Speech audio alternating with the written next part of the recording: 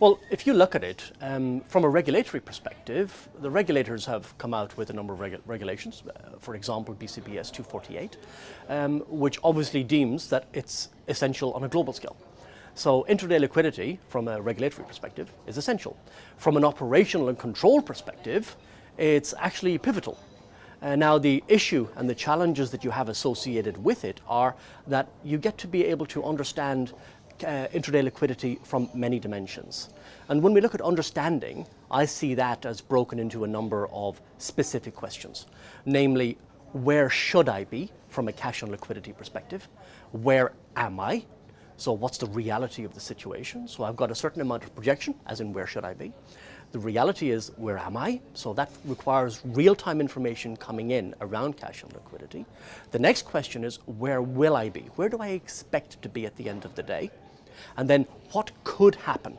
So then we're starting to look at things like being able to project forward, look forward, take in some information, and then being able to run advanced stress tests, not only according to the regulatory regime, but also being able to understand what kind of stress tests that relate specifically to your business model, so that you're really in control of your cash and liquidity situation on a daily, hourly, minute level, because that fundamentally is how crucial liquidity is to banks now. If you look at it from a reality perspective, being able to control your liquidity means that you are very much in control of the foundation layers of your business. So you are looking at, let's take a simplistic perspective, we're looking at the furnace that drives a factory. So being able to control your liquidity and control and understand your liquidity at that level drives many other elements within your business. For example, you can start to look at optimization. Now, typically when you look at cash and liquidity in a low interest rate environment, it's not really so crucial.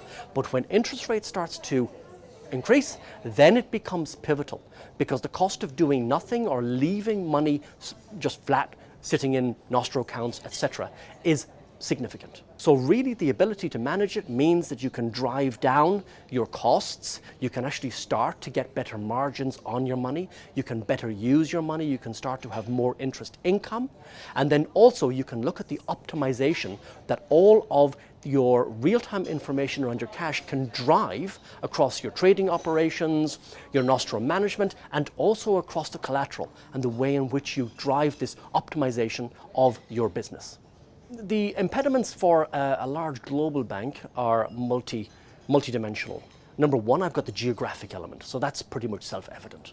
But then I've also got all of the different silos, for want of a better word, that operate within the business. So I've got, for example, my foreign exchange operations, my money market operations, my securities financed, fixed income, capital markets, derivative operations, equities, etc.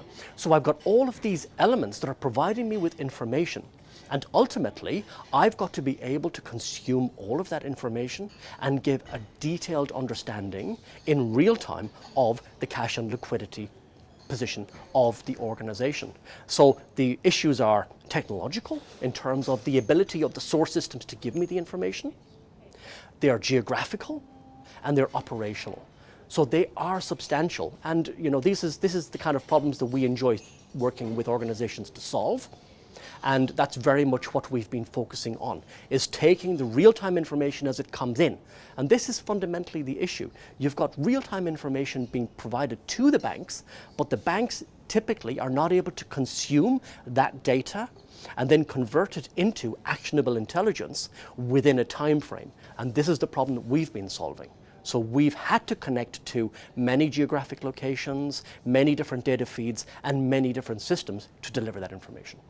Typically what happened was you had a lot of systems that provided information in batch. Now, because of the advent of performance and advanced processing and high performance compute, grid computing, etc., you're now able to create the information, assess it, and do advanced analytics on that information. There's a huge wealth of data, but your ability to build models that are contextually sensitive to your business is the big challenge. And now technology is actually making it possible to build models in real time that will deliver information and insight and guidance so that you can actually make intelligent decisions based on the behavior of your business.